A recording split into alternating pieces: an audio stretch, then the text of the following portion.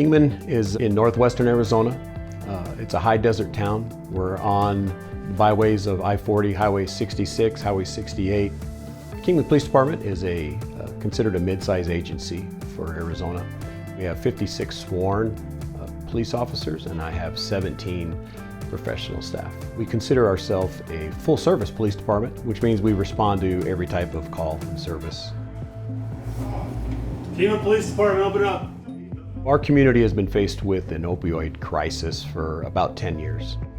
In 2016, we initiated the first law enforcement naloxone program in the state of Arizona. As a result of our partnerships with community groups, we've been able to do some innovative programs to help address the issues facing our community. It's been a force multiplier for us. Kingman Police Department is a vital member of our community. I've had the opportunity to work with them on our Walk Away from Drugs event. It's a way for them to come out and say, hey, we know that you may be struggling with substance abuse, you may have family members that struggle. No judgment, just love and concern for their community, and they show up pretty good for us. We've been able to implement some cutting-edge things that are now being implemented across the state. OD mapping, overdose mapping, allows us to identify hotspots. HIDA is a high-intensity drug trafficking area, and they came to us asking if they could start this program back in 2020. Whenever there's an overdose-related incident, that gets called into our dispatch center, and then that gets entered into the OD mapping program, and then that pinpoints where these overdoses are occurring and lets us know where they're at and how frequently they're happening. We can focus our attention in that area where we're having those issues enforcement-wise. And then for treatment and prevention, they can also go out and try to figure out, what they can do to help the community. Another innovative project that we've done is the Leave Behind program. It's called the Naloxone Leave Behind program. What we do is if we go to an overdose-related incident or a search warrant, our detectives or a regular patrol officer will leave this flyer and the naloxone at the scene with information about overdose, how to prevent overdoses, how to use naloxone. We've seen a decrease recently in our overdose fatalities. It's working, it's saving lives. My belief is that for our community to be well and safe, we also have to invest in our officers' wellness and their safety as well. We've invested in an officer wellness program to provide incentives for them to take advantage of the resources that are available to them.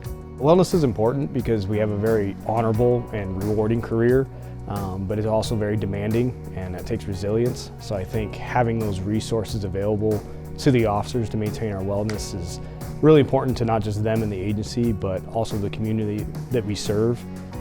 The program started about 5 years ago, and we started out with a wellness committee. We just wanted to kind of reach out to other agencies, see what they were doing, find out what was effective and what wasn't. I personally benefited from the wellness program in a number of ways. A year ago this time, I was considered obese. I was severely overweight, struggling with my confidence and self-esteem issues. I changed my life by focusing on my nutrition, strength training a minimum of 5 times a week, implementing cardio training as well, and focusing on my mental health well-being as well. I have increased endurance, more confidence with myself, better self-esteem, and helped me with my capabilities as a patrol officer, knowing that I can perform this job safely. I see the future of it growing. We knew starting out that it was going to require an entire culture change. What I would like is when they come in and they're hired on, that wellness culture is built in, so it's all they're going to know. Getting them to see the senior officers share their stories and experiences, I think that will help get them comfortable using those resources, and again, then sharing their stories to newer officers as they come on as well. They really go above and beyond. They think outside of the box. What can we do different? What can we do better? How can we be a leading department across the nation? We have growth that's planned. A lot of people are coming in and out of our community, so we're preparing for growth as an agency. As we're recruiting and hiring officers, it's our goal as a police department to provide quality and professional and innovative police services.